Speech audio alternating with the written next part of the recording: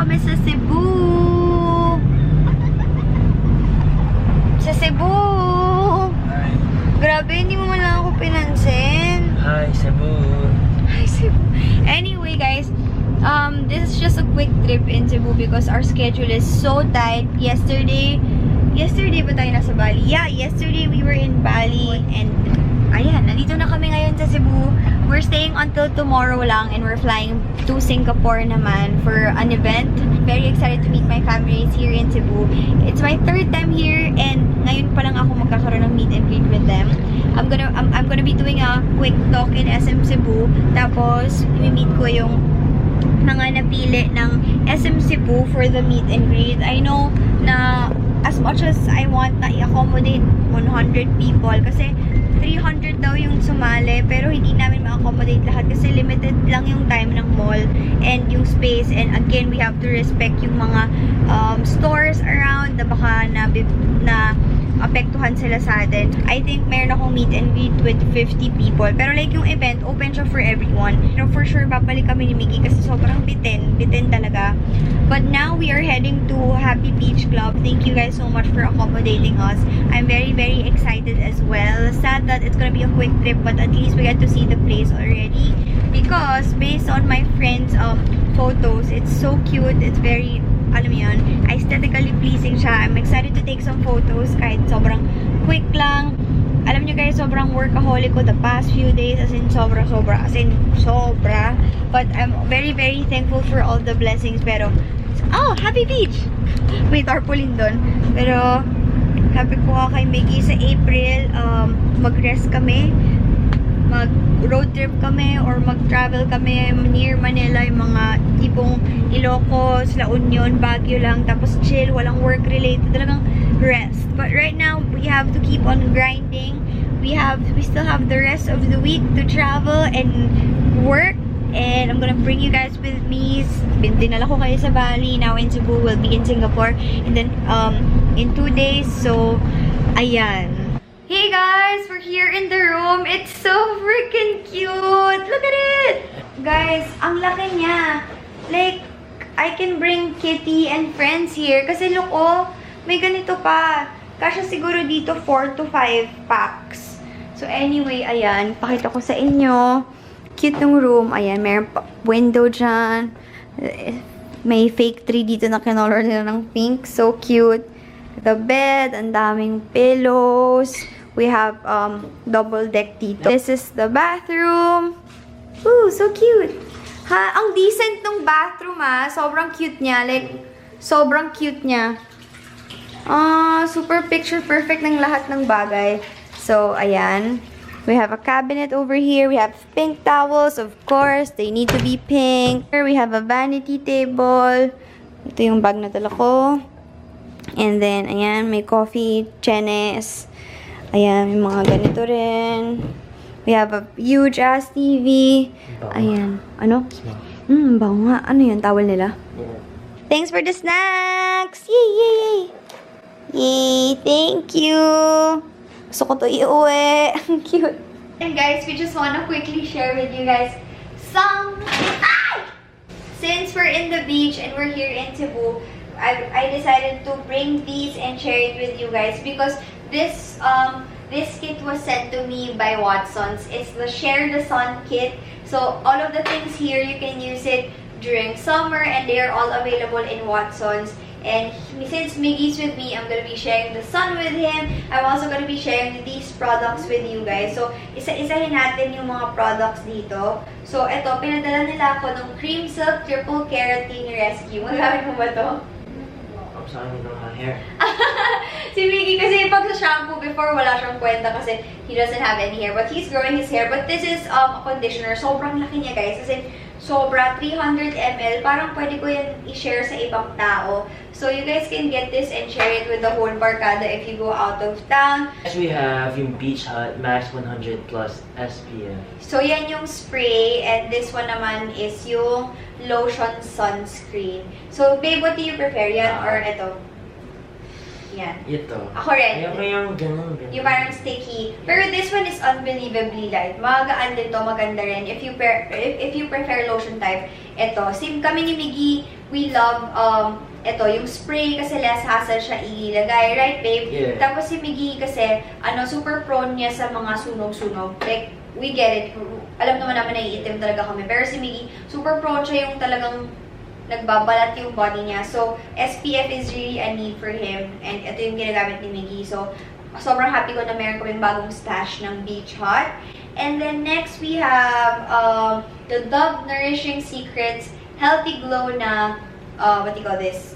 Na Deo. So, ako, alam niyo naman na hindi ako ma-deodorant masyado. But if I need to, I go for the spray types. I don't like the roll-ons because I feel like this is more hygienic. So, ayan. Next is the Snow Skin Whitening Soap. Ayan. Di ba may mga parts ka na gusto mong i-whiten? Like yung shoulders mo na super sunog na. Dito lang. Hindi yung buong katawan niya. Pero if you have Yes. parts of your body na you want to lighten, you can use this. I made parang first impression na review about this way back. Na-try ko to for a week. Okay naman siya. Pag ginamit nyo siya, guys, i-stain nyo siya sa katawan mo. Tapos, babe, pagka-stain mo sa katawan mo, parang after, parang feeling mo naglilibag ka. Kasi naman tatanggal yung dead skin mo. Parang nag-exfoliate siya. Another thing that I'm gonna be sharing with Miggy is Enervon. yeah, Enervon. Especially that we're traveling a lot, we're under the sun, sobrang exhausting. Super important na meron kaming multivitamins. Ayan. Whenever we take this, napansin mo yung wiwi natin kulay yellow. Yeah. Yeah. So, ayan guys. Kapag you travel a lot, make sure may multivitamins kayo. Next, we have the Bello Tinted Sunscreen. I have a video about this. This is really nice if you are super tamad to put on sunscreen and something for coverage. Ito na yun, guys. Sun protection and makeup in one. Really, really nice. Maganda yung finish niya. Next is the Sea Salt Spray Moroccan. This is for Ray Ray, actually. Yeah, that's for me kasi maganda yun, guys, kapag sa beach kayo, yung parang magkaka-soft curls kayo. Yun yung baby na papaganon yung buhok mo, yung sea salt. So, ayan, you can spray that. Another thing for my hair this summer is this Vitreous Cuticle Coat Heat Protect. So, ayan, kapag mag-swimming, pwede nyo ilagay para hindi masyado madry yung hair nyo. Last thing in our Share the Sun kit is this Pond's Daily Whitening Sun Protect Face Sunscreen. So, sobrang dami nating sunscreen. Kayo na yung bahala. Ito kapag island hopping, tas swimming sa labas, yung to, sobrang kailangan nyo ng high SPF. You go for the Beach Hut because this Just one make is... sure to reapply it now. Yeah, make sure to reapply talaga. If you want naman na high SPF for the face, na merong may whitening factor, you can go for the Pond's kasi this one is 50 SPF. Si Bello is also 50 SPF. The difference is that this one is like an SPF and makeup in one. This one is SPF with whitening. So, choose your weapon. We just wanted to quickly share with you our Share the Sun kit because, well, summer is coming. Summer is almost here. If you plan on going sa mga summer trip nyo, you guys can drop by sa nearest Watsons and get your summer needs.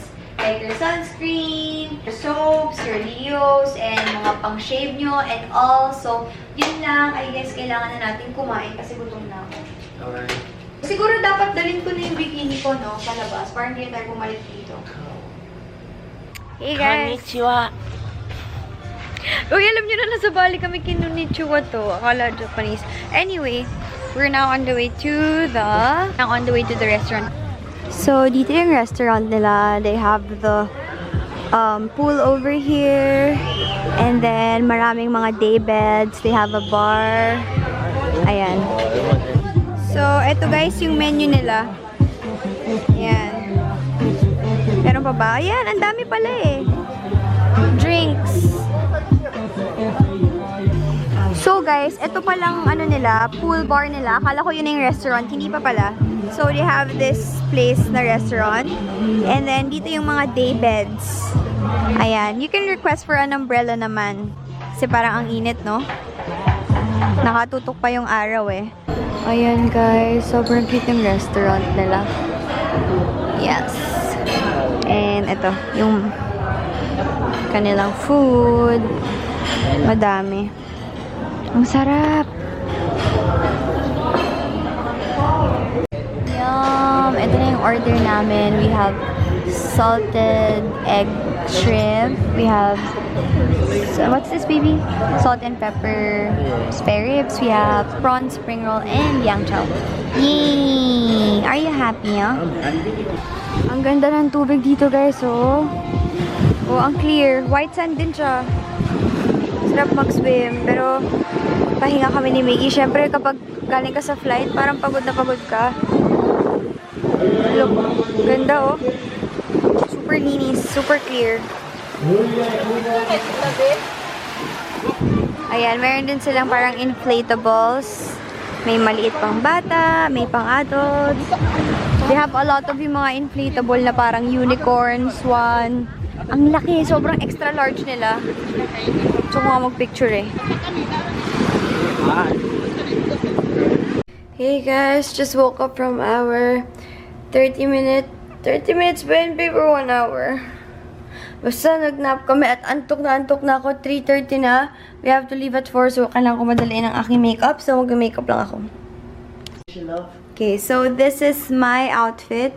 I'm gonna let my hair down. I decided na hindi pa ako pupunta ng kahit anong event na may bang. So, carry bells na yan. Super simple makeup lang. Tapos, I'm just wearing this coat I got from Bershka ata to. I love this kasi may shape siya. Like, nakapasok yung dito niya. Kita niyo ba? Ayan. And then, biker shorts lang. And my Louis Vuitton arc light. Hindi niyo makita. Hey! On the way na po kami sa SM. Medyo malayo pala siya. 50 minutes away siya from Happy Beach. Pero that's okay. Ang plan namin tonight is to meet up with sila Chinky para mag-dinner kami together since andito na rin kami sa Cebu. Mayroon silang sinasuggest na place, parang Tagaytay daw dito sa Cebu. Medyo malayo sa amin, pero okay lang, wala naman siguro ng traffic mamayang gabi. And wala na naman kaming ibang plans. So, might as well maximize our time here and meet up with some of our YouTube friends. So, ayan. Si Aladdin. Alright. Gawin mo nga yung dalagang Pilipina. Yeah. Isang dalagang... Huwag na stop na! Alam mo. Diba? Dalagang Pilipina. Isang... Wala, alam mo. Because I've been watching. Isang dalagang Pilipina. Ay, nako. So guys, at this point of the video, I'm gonna be inserting clips from my talk in SM Cebu. Pero, yung ibang clips galing siya sa camera ko, shot by Miggy. Pero hindi niya kasi na-vlog lahat kasi I think he was taking some pictures with some families and he wanted to listen daw. Ewan ko sa kanya. So, kumuha na lang ako ng clips from the live ng SM Cebu City. So, sorry sa quality kasi syempre live yon, but I really wanna share this talk to you guys. Kaya, ayan, kinuha ko yung clip. Breathe. Inhale. Exhale. Okay. All right. Inhale and exhale. All right. Okay, ladies. So we'd like to request everyone to calm yourselves and settle down. So you guys can hear me as well. We'd appreciate it if we would have silence from the crowd so that we could understand each other better. Okay? Yes. All right. So yeah. Okay. Fine. Say hi to the vlog. He has his own fans club. It's such an honor. It's my third time here in Cebu, but my very first time to actually meet my subscribers. So, hindi ko expect that you guys will be here with such a short notice, but thank you so much for being here. It means so much to me. It's not easy, and that's exactly the purpose of my platform, to inspire and empower other people like them. To inspire and empower younger girls out there to actually embrace their individuality, embrace their uniqueness, and be themselves. Especially in the age of the internet, in the age of social media, it's so hard. You feel like it's so freaking hard to keep up with everything. You tend to compare yourself to other people. It's really hard. I mean, I also have my challenges, and I feel like yung turning point ng career ko is when I finally realized that it's not just about the hobby anymore. There's actual people leaning on me, and there's actual people that I get to inspire. Yes, So I have to step up, and parang kailangan ko maging better role model for them. I'll be talking about two things: my go-to makeup and body positivity in the age of social media. So first, let's go with the easy and super light one. So I always get this question a lot. What's your makeup for the girls who are on the go? I just have 3 products. If I don't have all the time in the world to prepare, I just do my brows first, because your brows will frame your face. Never ever forget to curl and put on your mascara. Lalo na if your eyes are hooded and if your eyes are chinky like mine, sobrang mag-wide awake yung eyes mo if you use mascara. And lastly, of course, you need color on your face. So you can go with a lip and cheek tint. It doesn't matter if it's expensive or if it's cheap. You can buy anything from like local brands, anything that gives you color because you don't want to go out looking pale. Moving on, next please. So now I'm going to be talking about body positivity. It's a bit tricky and hard to talk about this because people see me as this, oh, wala namang problema sa katawan mo. Why are you talking about body positivity? Why are you asking me? Why is someone like you asking me to love my own body? I can't just stand here and ask you guys to love your own bodies because it's not easy for everyone. It is a process for some and it was a process for me. So today I'm going to be sharing with you guys how my journey looked like. The journey of me learning how to love my own body and how social media affected me and the way I see my body. So, wait lang. I'm just opening my ko. With the way social media shapes our mind, di ba minsan parang feeling mo, social media in the internet, they show us unattainable beauty eh. Or parang they make you feel like, you should be this, you should be that to be beautiful. But always remember that you don't need to be pretty like her, but you can be pretty like you.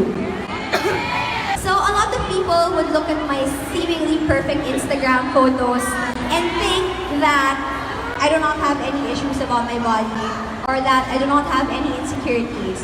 But no, that I'm not perfect. That's very, very far from being true because I believe that just like how we have our own strengths, we also have our own weaknesses, we also have our flaws. So going back to me and my journey into loving myself, my own skin and my own body, it took some time as well. And I thought that the first step closer to loving yourself is to actually accept your flaws. So find acceptance within yourself, diba? Sabi nga ni Tyra Banks, turn your flaws into flossom because flaws are awesome. If you're able to identify your flaws and your weaknesses, people can't use it against you. Just like me, I don't have a butt. Wala akong puwet. People will always call me out on social media saying, ano ba yan, ba't ka nagbibikini? Wala kang puwet. Dude, I know I don't have a puwet, but I look pretty in my bikini. So what, diba? So, remember that if you know your flaws, if you embrace your uniqueness, and if you embrace your individuality, people can't use it against you. Alright, next slide please. And I always want you to remember that we are not perfect and that's okay. I want you to know that being perfect is boring. Laking probinsya kasi ako eh. I grew up in Bulacan, so I'm the type of girl na talagang parang feeling ko I'm made for the sun. I'm always out. I used to play football a lot. I used to swim in UP Diliman. So talagang ang itim ko. Ang itim-itim ko. And I was born with a super kinky, curly, buhag-hag hair. Lahat ng pang-aasar na pwede kong makuha, I got it. Because I was maitim, I was maliit, and I had the super curly hair. And back then, it was so hard for me to gain weight. Sobrang hirap. Para akong hanger. As in, my collarbones were showing. Whenever I tried to eat, sinusuka ko lang siya. I went through things when I was in grade school, in high school. And kahit na nung nasa YouTube ako, I started YouTube with still the same insecurities that I have in my body. So, next please.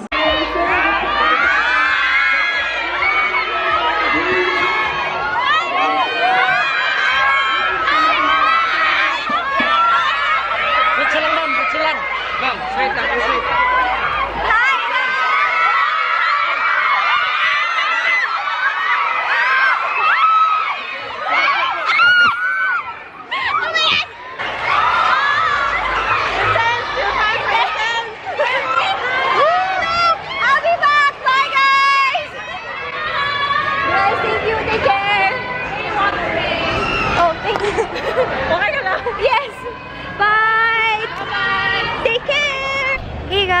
tapos na tayo sa talk and nag-meet kami ni Chinky. Ayan si Chinky, nagpapareserve siya.